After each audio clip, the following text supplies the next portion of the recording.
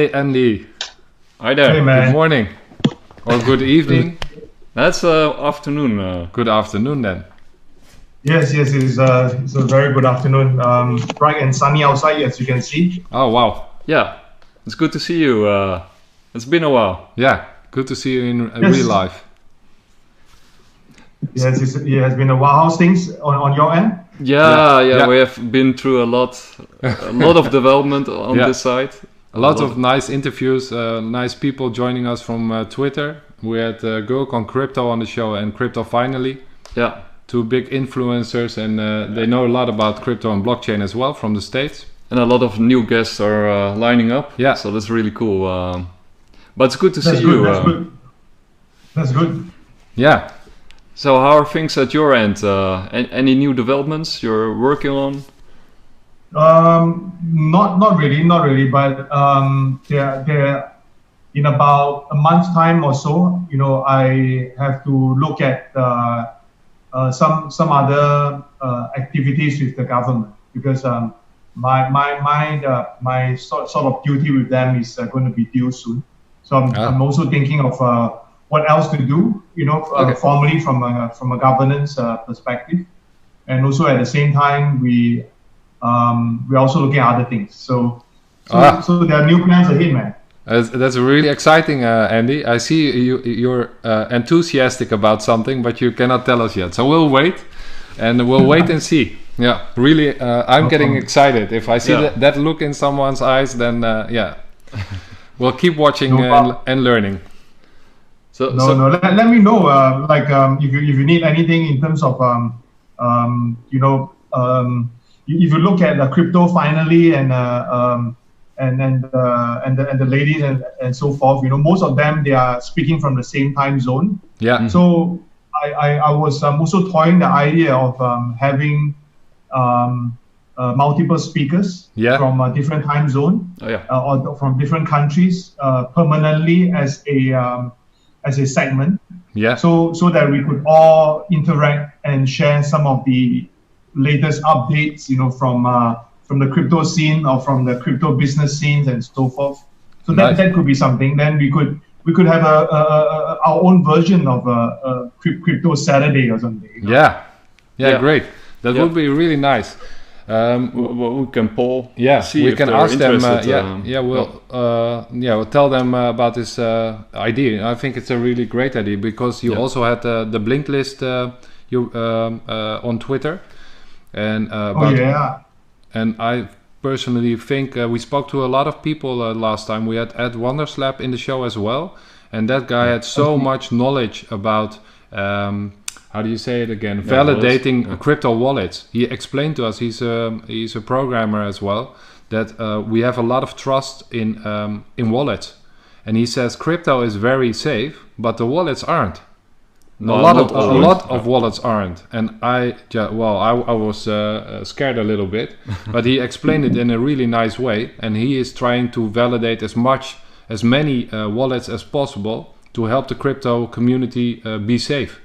Yeah. And he knows a lot about crypto and blockchain as well. So that's really nice to get to talk to more and more people who have their expertise in different parts of crypto and blockchain. So I think your idea would be really great to try out. Yeah, you just combine different perspectives and on the crypto world, some technical, some just use case, and some so you can combine all those knowledge. All the knowledge. Yeah. Wisdom. Because on a very practical side of things, he or she is right that most of the wallets are not compliant, and not safe in many manners. But then the next thing would be which one will be the good wallet to use. So based on what I see, there are a couple of good ones, but many bad ones around. So so that would be a separate chat, I guess. I also almost thought about making our own Bitcoin Live wallet by him, but then I was getting a little bit scared if people put a lot of money in their wallet and it will go wrong. Then I would be accountable. There's legality issues when you do that. So I will not ask you to do that. You know, no, we'll not do that. But if everything is decentralized, you know, if you look at, we are not recording yet, right? No. Oh, well, you are in the show. Yeah, sorry. You're live. Yeah, no. Don't record first, man. I think this we just keep this off the record. Okay. So, but we're now live in the show. You are live in the stream, Andy. So that's important to know. Yeah, you jumped into the live stream. Yeah. So this is live. Yeah. No problem. So we can talk about wallets and so forth on another day. You know, I could also bring in some Chinese experts in to share some of their work. You know, when it comes to wallets. Yeah. You know, so let's do that, man. Let's do that. Okay. So cool. what are we going to talk about today, man? Yeah, we want to talk about governments. Yeah. So because you done a lot of work, also I think with European governments, but of course a lot of work in Asia. And we know some of the European developments, but we have no clear view of what's happening in Asia. If you can tell us something about it. But also your work in Europe is, I think, very interesting because you're working behind the screens. Yeah, behind the scene. Yeah. Okay. So maybe some of the things about government is that a lot of things are behind the scene right now. Most of the work that is being done are very much on a partially trial schemes because they want to have very certain technology in place before they roll it out on a national level. Yeah. So some of the government that I'm involved with, I'm not going to name them because there are some sensitivity behind this. All right. But I can share with you a few things that are already in the pipeline. Yeah. Some of them are already working on a digital identity.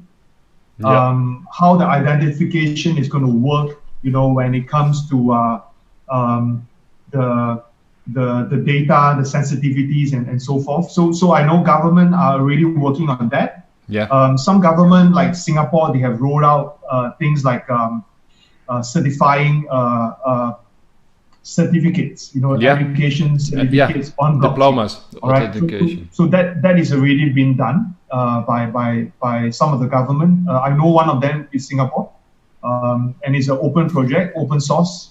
Wow. So that is something is done. The identity one is a bit it's a bit sensitive, so I do not want to name who they are. No, I understand. But apart from all these things, you know, they are also looking at several things. One is how we could really create the kind of trust between the citizens and also between the government setups or the government organizations. Yeah. So they are also looking at how blockchain can help to create that kind of trust between the two parties. Just again in a very generic sharing session here. So we are also how do they want to create a trust? Sorry. So you said they want to establish trust between the user and the public and the government. So yes. Yeah. How what's their view on how to reach that goal?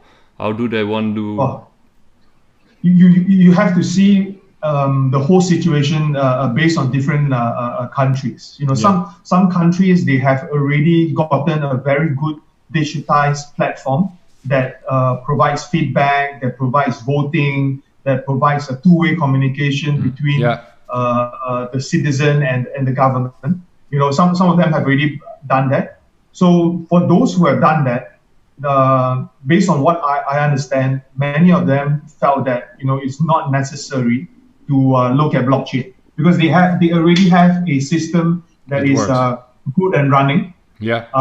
They do not want to spend too much time on something that is new and potentially put them in a worse off stage. You know, so that is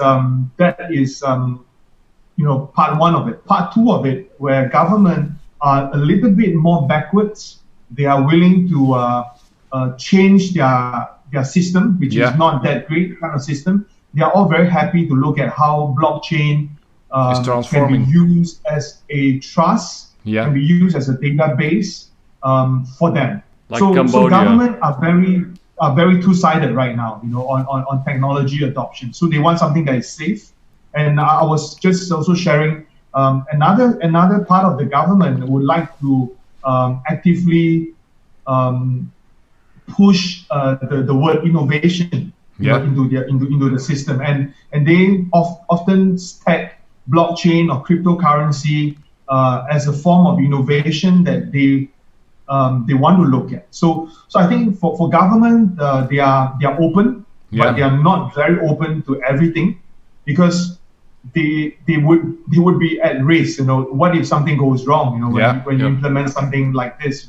So they are still, in my opinion, they are in a very much safe zone right now, a learning stage. But they are catching up very fast, because I think recently I put up a post, on Twitter, saying that more sound professional, should be taking up roles within the government sector, or within a business sector, or even within a crypto company.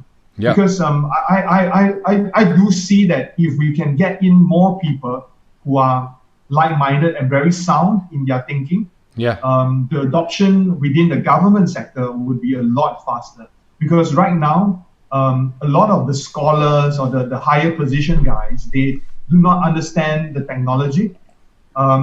True. And because they are not business people, they tend to take on a very safe route. You have to more entrepreneur, this work, right? You have to more the entrepreneur kind of mind to grasp it. You're right. So they have some problems, trying to set up, whether they are going for option A, option B, or is there an option C? So things are very draggy, whether or not they want to do it or they do not want to do it. And it's also a big change, of course. If you go to like a digital trustless renminbi or a digital dollar, it's like a huge. But also, Nick, you touched the subject lightly. I just downloaded the app of Civic. It's kind of privacy. It's your identity, a digital identity. And you have to put a lot of your data in it, so it's a bit tricky. I don't know how decentralized it is, but it will be probably used to give you access to certain healthcare or for traveling. So you can use it for both sides, for good things, to be safe, and that you can own your own data. So you each time you have to give some data, you will get asked to if it's okay to share it. This is what Digibyte works on. Actually, Jared Tate and Icon is doing the same thing. I think in Asia. And there's a few more big platforms or really good, well-developed platforms who are trying to do this. But you also always have the part that you can also use the privacy in a different kind of way. So that's a little bit tricky. You have to trust the other end of the party that's working on it. Do you think, without saying any countries or names of countries, do you think that will be will be coming soon in a lot of countries, that you have to have an app like that, or an way of governance through an app, decentralized app? Well, since we are recorded, I do not want to mention the country, but we will see a very strong pilot trial that will be announced in the public in the next 6 to 8 months. For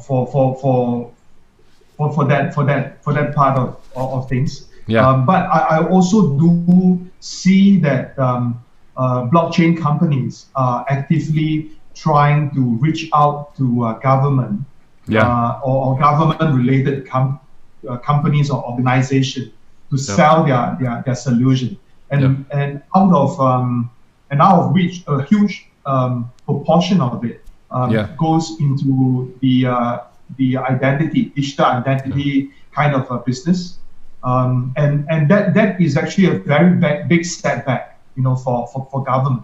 If you look at it, if you look at some of the proposals that I have seen, or some that were being circulated to us, you will realize that it creates a very bad stigma for us, from the blockchain industry, because most of these solutions are not ready.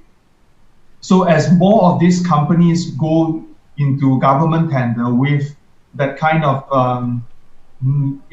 maybe half-done solution, it's going to give us a very bad name. So I've seen people who are trying to solve the KYC issues, or trying to solve some banking-related issues, on blockchain as well. How they identify the data, how they capture the data from the screen, and then how they make those data into a certificate to identify that, hey, you are Nicholas, and so forth and so on. But those data has a lot of loophole as well. So in my opinion is for companies who are really serious about their business and may or may not know that they are not ready yet, they should really share it in the public and then seek some expert opinion on some of the things that they are trying to put forth. Because as a government guy as well, we look at things that are credible. After a while, you just imagine, I open up for a tender for blockchain related projects pertaining to digital identity, and out of the 5 tender that you get, or the 5 proposals that you get, 4 of them are not ready, and then one of them, they seem to be ready, but the government guys would have a lot of skeptical thoughts, on the projects, right? So they might think that, hey man, all these blockchain guys are not doing the job properly, and their solutions are not that great. Why don't we go back to the same old vendor, that's in our country, that is doing well already in the market, or they are already doing facial recognition, blah blah blah. So I this is more personal. I don't think that they should put up projects that are not ready and then push it to the government, because that will then go back to the next to the next topic about regulations and governance. So if they have the kind of impression or perception that this is a bullshit industry, then what would be the governance or the regulations that's going to come out from all these regulators? They would think that since we are not ready, maybe the cryptocurrency part is also not ready, not ready for mainstream, so forth and so on. They will build a lot of obstacle, for companies to go into the adoption mode, and that will also deter and put us to a more backward position.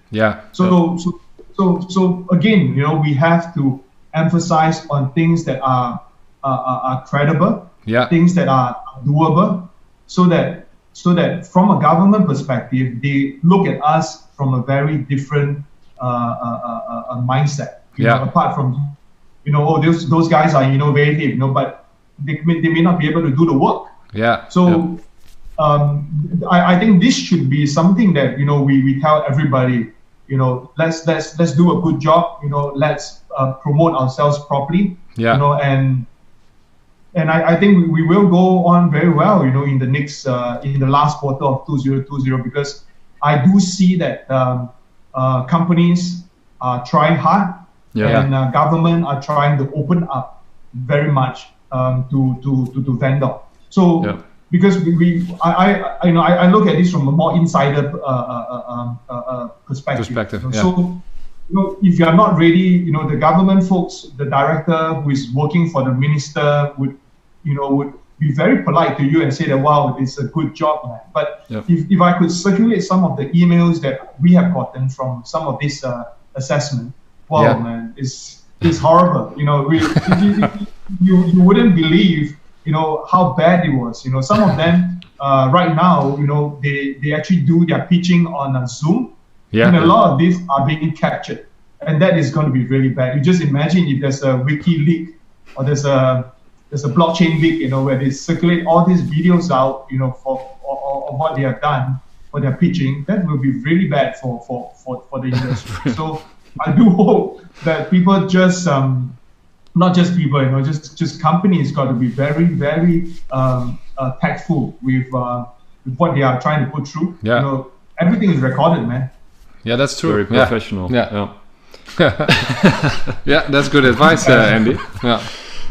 So do you see, like, I sometimes get the impression you got like the very big countries like China and America. They're of course pushing for their digital currency, but you see more adoption with the developing countries like Cambodia and others that and small islands that recognize the power of blockchain, and they're very flexible, and also the integration of blockchain and AI and machine learning. And Internet of Things. You know, those things all come together, of course. So they want to start a real new economy in a new style. So, but do you see that that developing countries are in the lead in this race? Again, it goes back to my earlier conversation with the option 1 and option 2, right? Option 1 is a country that is fully developed. You know. More to lose. Put it this way, in Singapore, I do see that Singapore is fully developed in terms of the infrastructure, in terms of some of these credit systems and all those things. But then when you ask Singapore to quickly adopt things like blockchain, cryptocurrency, or even digital payment, we are quite far behind from some of the countries that are developing. Not developing, or maybe some of the countries that you don't really, you know, see them as real competitors, but their adoption rate is a lot higher. You know, but then you come back to the crypto scene and the blockchain scene. You know, countries that are developing, or they may not have the full structural component yet for some of their key sectors or some of their key functions. They are more open for change. They have They're more open. They have more to gain. Correct. They are more open, a lot more open to look at how to incorporate new systems or new technology into their framework. You know, so those people are more are less skeptical, and they are willing to try. So far, I have not heard really bad blockchain adoption examples. To be honest. Some of the smaller islands or some of the smaller cities that adopted blockchain in some of their financial systems or some of their hour meter systems and so forth, or even some to the supply chain, they did very well, because they start off as a blank piece of paper new and build it up from scratch. No legacy problems. So, you're right, man. So they are a lot more adaptive to the situation, and they are more open to look at possibilities or new opportunities for them to grow a few steps faster than some of the neighboring countries. I'll give you an example. You know, some of them, they in the supply chain world, you know, government more to G to B kind of relationship. Is that, you know, we often tell them, you know, if you are selling mineral water, you know, from a certain country, you know, if you can authenticate your mineral water or give some proof of certificate that this is real from this place and so forth, you know, it can do your country a lot better, you know, than just filling up water with you know, in bottles and trying to sell them off, you know. So this leads back to a certain marketing gimmick, how to position your product, how to position your country's product and so forth. that really helps, you know. So we see that there's a lot of pro in terms of you know, even tracking, proofing that this product is real, kind of thing. It will give people the confidence that, you know, just example, you know, some people would say that, hey, you know, I don't like Chinese product, you know, they are not good, you know, the quality is bad, etc. You know, but coming to the fact, if you are able to authenticate this and make sure that it's real, you know, like what VChain was trying to do, true, on some other projects, you know, then it creates a value for the company as a technology provider, and it also gives the country a better name because you took the extra effort to make sure that the product is from your country. You know? So things like this, you know, technology really help, and technology can help to advance them into a different stage, and that's why governments are very grateful, you know, of technology like that. You know, a lot of things. I mean, supply chain is just one thing. Even for some of the countries who are very pro casino or gaming, you know, they want to see how can they open up, you know, their casino services and tax them. You know, most important, you know, you got to tax them. That's important as well.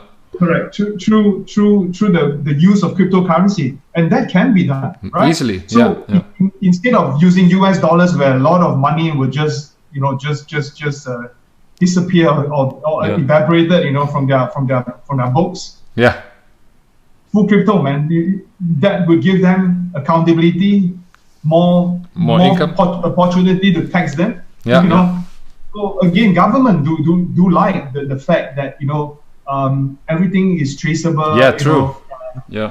So I think it's still a very good thing for government, you know. So when you look at this development of digital currencies against the backdrop of the economic situation right now, do you see it like an accelerator, or what do you think the impact is of the current economic situation on digital currencies?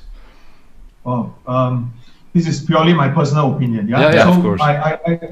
I find that you know, there are people online who are trying to compare cryptocurrency to gold, cryptocurrency to US dollar, and so forth, and then they also try to compare two different financial systems, you know, that is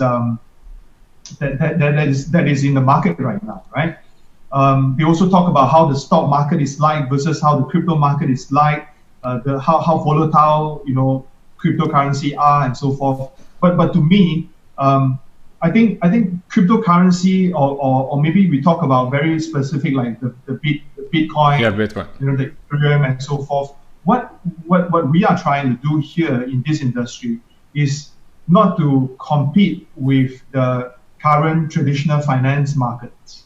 You know, what we are trying to do is also like a trial run, a smaller trial run, to show people, you know, if I'm the market maker behind Bitcoin or something, you know, I would take this opportunity to show people that, hey, you know, during the worst days right now, you know, we are doing better than the traditional market. True. Yeah. You know, we are doing a slightly different way, and we have a different mechanism to show them that, hey, you know, during bad times, the crypto market are you know, the whole markets are sustainable. True. If I'm the market maker, I would do that to give confidence to all the people who are into cryptocurrency, and then to show the mainstream media and the mainstream businessman that, you know, we are all doing very differently. So again, it goes back to how the whole marketing message is going to be like. So to lead by example. Be a good example. Right. We walk the talk, right? We walk the talk. At the end of the year, we can show good results, right? We can look at some great statistics to tell people that, hey, while everybody is doing very badly, you know, we have a growth of X amount. You know, I hope the story would be like that, you know, but I'm not sure. You know, I'm not sure. There's more like a direct competition and a lot of head banging. I don't really see that as a competitor, because if you look at the market cap and the market size, that's true. Really small. Very small. So however big some of the exchanges are right now, like Binance, OK, Huobi, and so forth, they are still considered small in the financial markets. True. So the good thing about what they can do right now for exchanges is to show that they can survive better during the bad times. And if they can survive better during these really bad times, when the whole COVID-19 is gone, they can boost up a lot of confidence, in the market. True. And again, this gives the government guys a very, very good experience. And they would think that, hey, things are different right now, right? Yeah, there were a few big signs that are positive for Bitcoin, especially like Paul Tudor Jones, one of the largest investors in the world, endorsed Bitcoin, and of course Grayscale, who's buying more Bitcoin than any other person or entity at this time. I thought they bought up 1,800 Bitcoins each week, something like that. So that is endorsing Bitcoin. That's my personal opinion then. But it gives credibility to Bitcoin especially, and the crypto market in general. If they keep that up, we could see another end of the year for cryptocurrency in general. But how about this? How about this? Let me ask you: if they continue to buy that many Bitcoin and keep them, what would be a possible outcome from an economic standpoint? What do you think? It will be centralized. Yeah, that's a little bit dangerous, I think. And if they get too large a portion of the Bitcoin, the liquidity will go down, and then eventually the price will go down if they keep their Bitcoin in their pocket. Yeah. Correct. But they are like a custody. Yeah.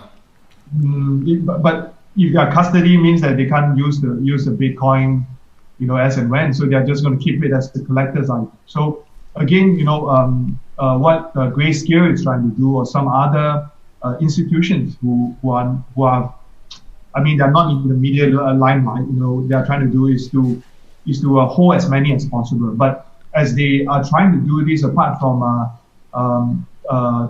centralization, or centralizing a lot of this asset together, liquidity would be a big issue as well. True. And then a lot of people who were thinking about playing with futures and options and so forth, they'll be in a worse off situation, because you're just buying future money, man. So again, there's repercussion on all these things. That's true. Is this going to give government more confidence?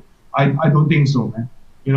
Is this going to give businesses more confident to use this? I don't think so, because they will think that this become a bank.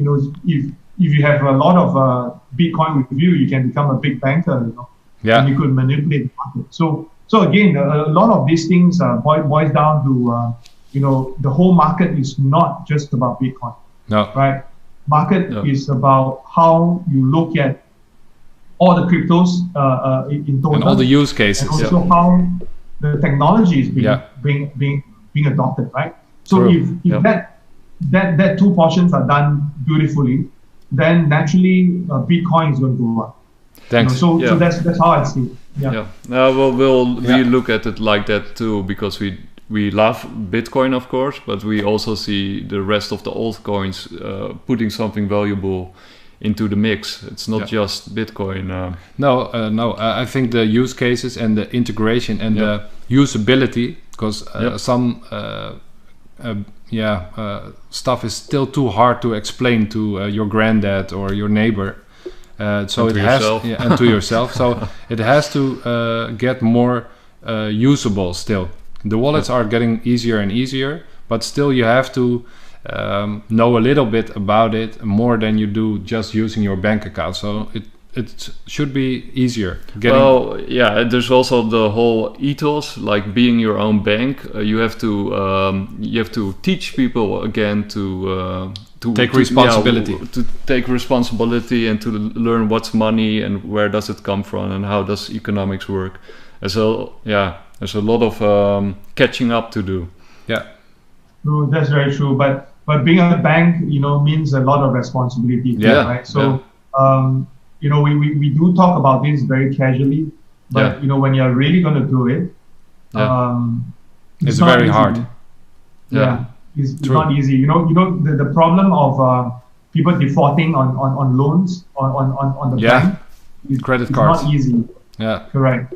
So if you are the bank yourself, if you are the bank, and then someone took your money and then they run away, there's no way you can get it back. No, that's what Leo Wonderslab also said.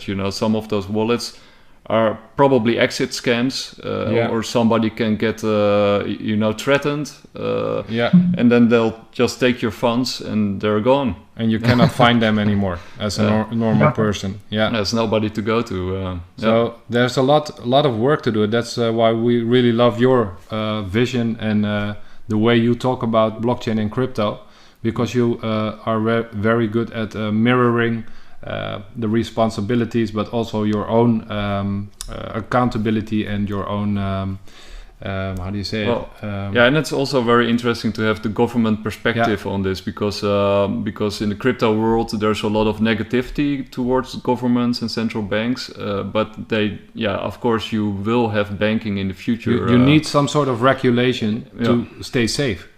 And if it's all down to anyone who can make a wallet or anyone who can make a cryptocurrency, then you have a real danger of losing all your money. And if it's all your savings as a person or a company, then you will never trust cryptocurrencies again. And I think there's also a lot of there's the theme of the millennials, and they don't trust big institutions. Like with the fourth turning, there's a lot of pressure on institutions to improve and to regain that trust of future generations, Gen Z and millennials, which will be, I think, very difficult. And maybe we can, Andy, because we want to round up the show. We want to do one giveaway after you leave, but maybe we can talk to you again on that subject, because I think it's a very important one. And maybe in the near future you can tell us some more about things you're working on when that's allowed or when you're able to. Sure. And I really love what you're doing. So I always follow you on Twitter and any interesting discussions. That you launch. And we'll also support you any way we can. And I'll still do some writing. No problem. Let's do that. I mean, just to end off this thing, this session is that I really love to see how we could all have a more regular chatting session with people from different parts of the world. And I think we could definitely do well. And as for myself, I will be ending my stint with the government for in about one month plus time. Okay.